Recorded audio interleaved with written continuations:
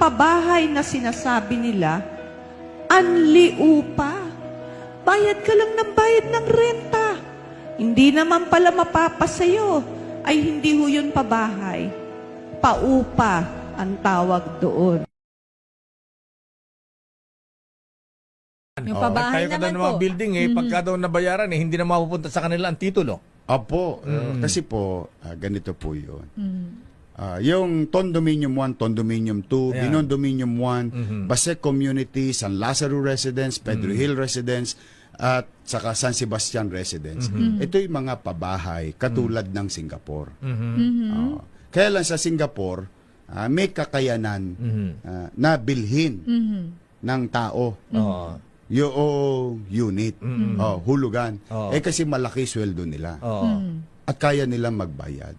In our case, wala naman kakayanan ng squatter na magbayad ng what? 8,000, 15,000, isang buwan. Wala kasing, itong mga ibang individual na to, na nagsasalita lang na may masabi lang ba, wala man silang idea kung paano mamuhay na maging mahirap eh. Nobody can afford. Kaya nga pabahay sa mahirap yan eh. Pag ikaw ay beneficiary, want to ka. Want to sawa ka. Nobody can kick you out there. Now, magbabayad ka ng 2,000 pesos at 42 square meter, 2-bedroom, condominium unit and townhouses. Ito po literal 40 plus square meter. 2-bedroom. Iwalay ang magulang, iwalay ang anak. Okay. 2,000 pesos buwan-buwan. Tanong, mapapasa akin ba, Yorme? Ay, hindi po. Bakit hindi ko ibinibigay yung pagmamayari? Bakit? Ay, baka po maibenta. Hindi ba kayo nagtataka, pabahay sa Cavite, pabahay sa Bulacan, dinala na doon, after a few months, nasaan ulit? Balik ulit sa Maynila. Tama ba? Kasi naibenta na.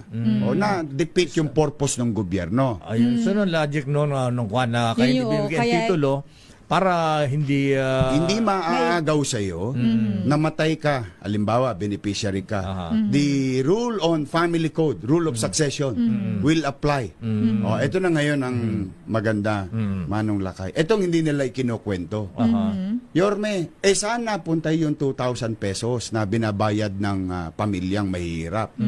Or kaya middle, working class? Kasi dalawang bagay ang beneficiary niyan squatter at working class. Saan mapupunta? Halimbawa, in a good day, Manong Lakay, 10 years after, umunlad ka na.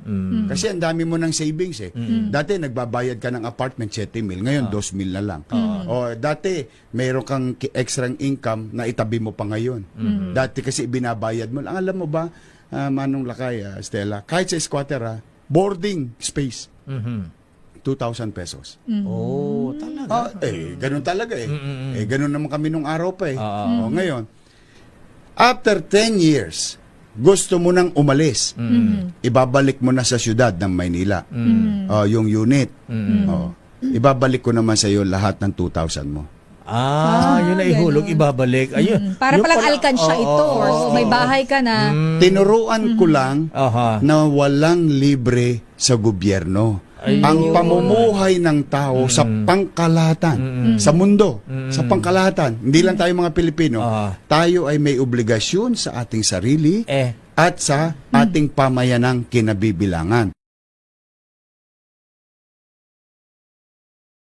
Ginawa naming rent to own.